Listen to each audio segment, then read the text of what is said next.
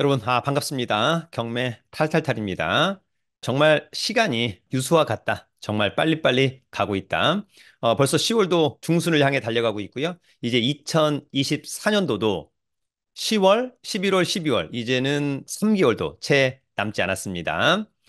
올해 우리 경매 탈탈탈 가입자, 구독자 여러분들 세우신 목표 잘 이루어 나가고 있는지 저는 만사 형통을 응원해 보도록 하겠습니다. 제가 늘 말씀을 드리지만 실력, 돈, 이 두 가지가 있다면 정말 인생은 재미있다. 모두 재미있게 사는 여러분들이 되기를 응원합니다. 오늘은 저희 유튜브에서 이제 아파트 많이 언급을 하고 있습니다만 오늘은 좀 수익형 부동산 또 아파트 가격 상승보다는 조금 부담이 덜한 부동산은 뭐가 있을까? 그래서 서울을 포함한 수도권에서 조금 저렴하게 나온 근린 주택 또는 뭐 우리가 이런 것들을 꼬마 빌딩이라고 할 수도 있는 물건이 있습니다. 그래서 그러한 물건을 여러분들이 한번 보시고 괜찮다면 이런 물건도 한번 순발력 있는 임장과 또 싸게 낙찰을 받아보는 것은 어떨까? 그런 생각을 한번 해보면서 오늘의 물건을 준비해 봤으니까요. 여러분들도 한번 참조해 보기를 기대합니다.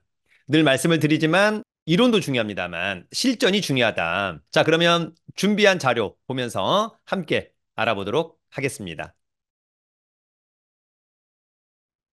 여러분, 오늘의 주제, 입지가 좋은 근린 주택 탑4 4건 알아보도록 하겠습니다. 저도 이제 이렇게 물건을 여러분들에게 유튜브로 소개할 때는 벌써 최소한 뭐 1시간 이상 물건을 검색하고 또 판단하고 하는 부분이 있습니다. 어쨌거나 제가 한번 필터링을 해드리는 거니까 여러분들이 다시 한번 필터링 한다면 특별히 문제는 없을 것으로 보입니다. 또 여러분 스스로가 좀 어렵다, 뭐 법률적으로 또는 뭐 건축적으로 그러면 뭐 변호사나 또는 건축사 이런 분들과 순발력 있는 상담도 필요하지 않을까 그런 생각을 한번 해봅니다.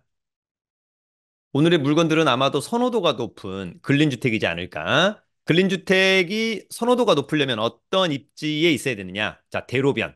좋죠? 그것도 항상 코너가 좋고 역세권이라면 더더욱 좋겠다. 물론 뭐 신축이라면 더더욱 좋겠습니다. 신축이라면 더욱 비쌀 것 같고요. 이제 구축이라고 한다면 오히려 입지 좋으니까 나중에 철거하고 신축 또 하는 것도 뭐 나쁘지는 않는다라고 하는 점. 근린주택입니다.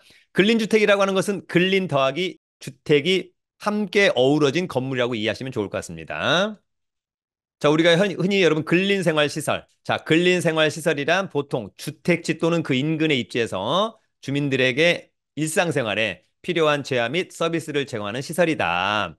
업종과 규모에 따라서 조금 규모가 작다면 1종, 크다면 2종, 뭐 이런 느낌도 있는 거죠. 뭐 슈퍼마켓, 병원, 제과점, 목욕탕, 미용실, 뭐 동사무소, 뭐 학원 등등등.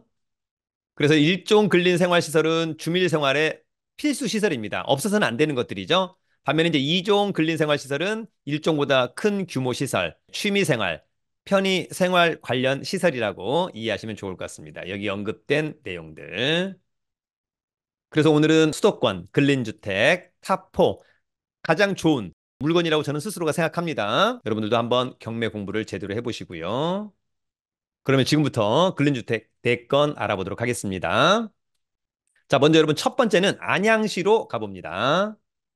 자, 이 물건은 경기도 안양시 만안구 안양동에 있는 근린주택입니다.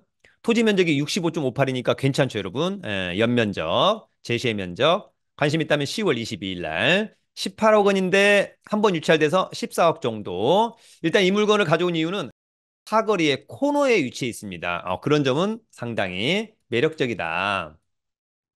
자, 이런 이제 근린주택은 기본적으로 용도 지역이 또 중요하죠. 아까 얘기한 진입로는 일단 상당히 좋아 보인다. 등기부에 특별한 일단 하자는 없어 보입니다. 그래서 강제 경매를 신청한 경매 등기 2024년 5월 17일자가 말소기준 권리. 그러나 이제 빠르게 해서 배당 요구를 해서 배당을 받는 임차인들이 있다면 특별히 문제는 없다. 그렇게 한번 정리를 해보고요. 일단 대략적으로.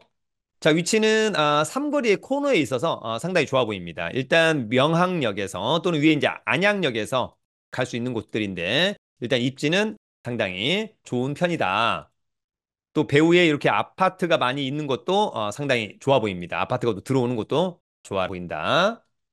권리 분석은 매각물건 명세서. 자, 이 사건 말소 기준 권리 2024년 5월 17일. 그러면 전부 다 빠르다. 그러면 전부 다 선순위 임차인. 조심해야 된다라고는 점이 있는 겁니다. 그런데 이제 가령 뭐 401호, 보증금 1억인데 확정일자 빨리 받았고 배당 요구도 배당 요구 종기일까지 적법하게 했기 때문에 배당을 받으니까 특별히 문제 없을 것 같고 1,000만 원들은 그냥 빼고요. 1억 2천만 원.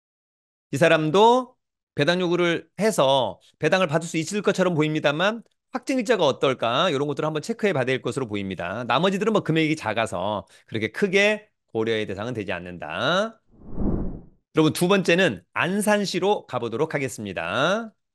자, 이 물건은 경기 안산시 단원구 대부남동, 그러니까 대부도에 있는 거죠. 근린주택입니다. 바로 요거인 것 같고요. 토지 면적이 379평, 10억 정도 하는 건데 반값으로 떨어진 것은 일단 직관적으로 굉장히 싸 보인다라고 하는 점이 있는 거죠.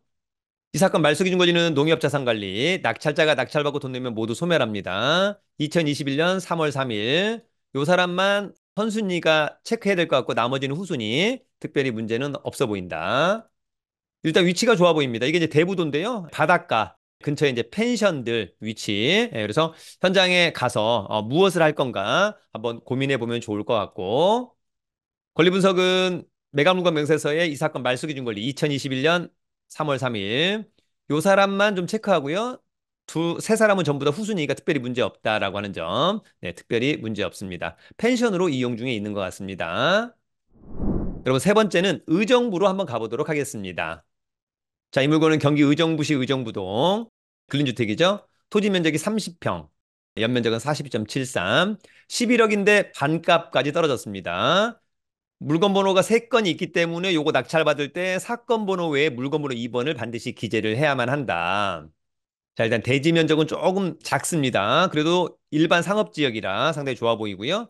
이 사건 말소 기준 권리, 낙찰자가 낙찰받고 돈 내면 모두 소멸할 것으로 보이고, 요게 말소 기준 권리네요. 요거보다는 빠른 선순위 임차인처럼 보이는 사람이 있다. 체크를 해야 될 것으로 보이고, 일단 뭐 입지가 좋아 보입니다. 1호선 의정부역, 가장 메이저역이죠. 여기서 도보로 뭐 한 7, 8분 거리 대로변에 위치해 있다. 그것은 강점. 여기가 이제 앞으로 좀 개발하면 어떨까 이런 생각이 들기도 하죠. 권리 분석은 매각물건 명세서. 자, 사건 번호 외에 물건 번호 2번 써야 되고요. 말소 기준 권리보다 전입신고 빠른 사람이 있으니까 이 사람은 현장 가서 체크를 해보고 그 사람의 보증금이 있다면 낙찰자가 인수할 수 있다. 그거 현장 가서 체크해야 됩니다. 나머지 커멘트 특별한 문제는 없어 보입니다. 자, 오늘 마지막 네 번째는 서울 중랑구 근린주택. 가장 알짜배기 중에 알짜배기가 아닐까? 그런 생각이 한번 드는 물건입니다. 집중해 주길 바라고요. 서울 중랑구 중화동의 근린주택입니다. 중랑구는 관할법원이 서울 북부지방법원입니다. 토지 면적이 127평, 연면적 331평. 괜찮죠, 여러분? 감정가 41억, 한 번 떨어진 33억. 어떨까? 현장에 가봐야 될 것으로 보이고요. 코너에 위치한 사실상 꼬마 빌딩이다라고 하는 점, 대로변이 있습니다. 자, 이 물건은 하나은행 근저당권, 낙찰자가 낙찰받고 돈 내면 모두 소멸하고요. 요 2020년도보다 빠른 임차인들. 그런데 보증금들이 얼마 안 돼서 그게 큰 고려의 대상은 되지 않습니다만 현장 가서 체크를 해봐야 합니다. 자, 위치는 7호선 중화역에서 도보로 요 정도면은 뭐 한 5, 6분 거리, 사거리, 코너에 있어서 상당히 좋고요. 경춘선 등등 상봉역에서도 걸어갈 수도 있겠다. 그런 생각이 듭니다. 사거리 코너에 있고 역세권이라고 하는 점은 상당히 매력적으로 보인다. 이 사건 말소 기준 권리는 2020년 8월 24일자 근저당권. 네, 요거보다 이제 빠르니까 문제 없고, 빠르니까 문제 없고, 빠르니까 미상은 의미 없고, 빠르니까 빠른 사람들은 체크를 해야 되고요. 그런 부분들은 체크를 해야 되는데 금액이 그다지 크지 않아서 요것은 현장 가서 이제 하나씩 하나씩 체크를 해야만 한다. 구분 이상권은 뭐 이 물건과는 특별한 문제는 없어 보이고요. 앞서 얘기한 것처럼 대항력 있는 임차인, 선순위 임차인들을 좀 체크를 해야 된다. 그런 내용이 있는 겁니다.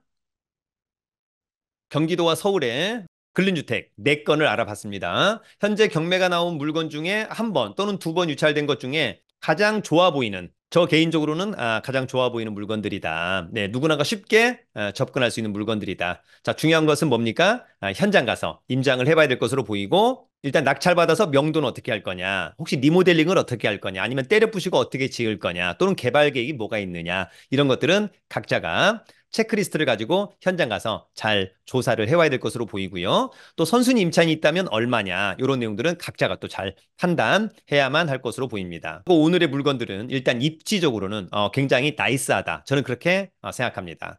여러분들의 열정과 집요함이 필요한 시기라고 생각합니다. 여러분 유튜브는 경매 탈탈탈